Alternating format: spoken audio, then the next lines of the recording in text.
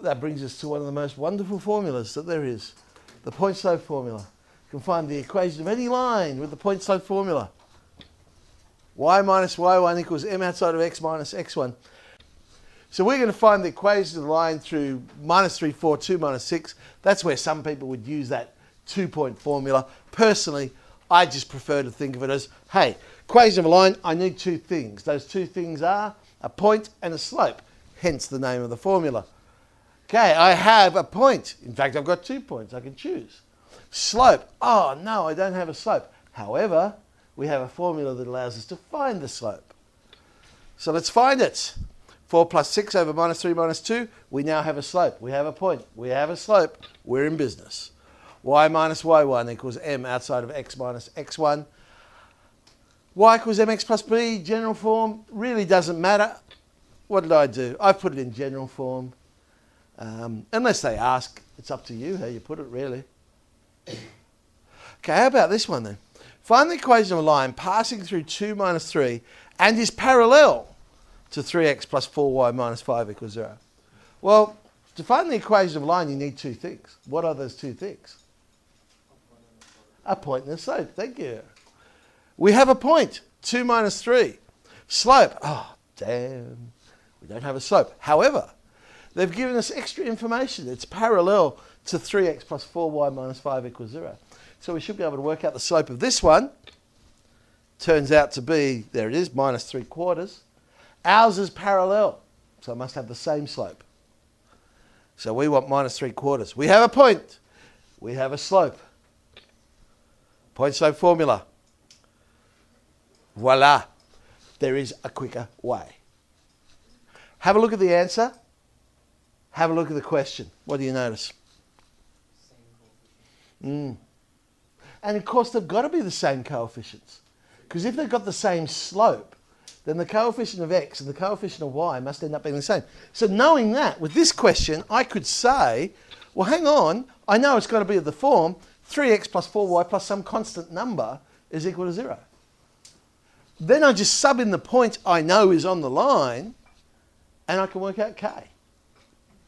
So k works out to be 6. And so there's our line, 3x plus 4y plus 6 equals 0. So if it's parallel, those coefficients must be the same.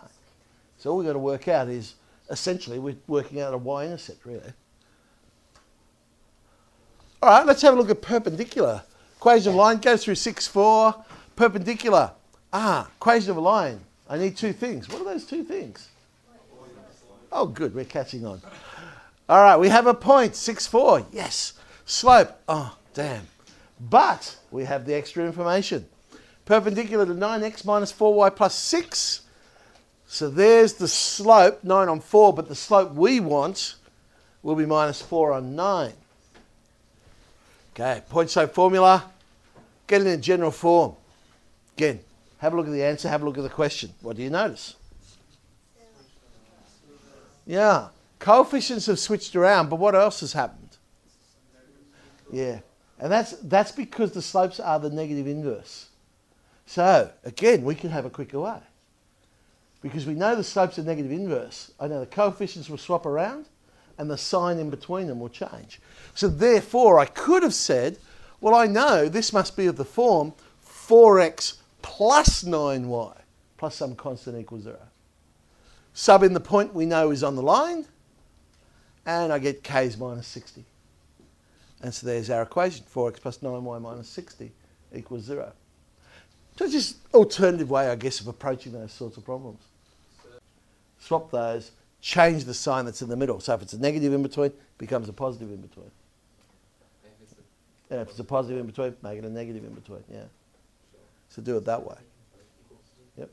So anyway, I suppose there's the advantage of always putting general form with x being positive. So then we don't have to worry about that. We can just swap them and we're okay. Proving three lines are concurrent. So we had collinear before. So collinear was when 3 points were on the one line. Concurrent is sort of like the reverse of that, where 3 lines go through the 1 point. So show they're congruent. How do we do it? Well, we've got to find the point of intersection between one pair Then substitute that point into the other line. Don't waste time solving simultaneously again, because all you've got to do is prove that that point lies on the third line. If it lies on the third line, then okay, it's common to all three lines. 5D. Ooh, an asterisk on 26. Ooh.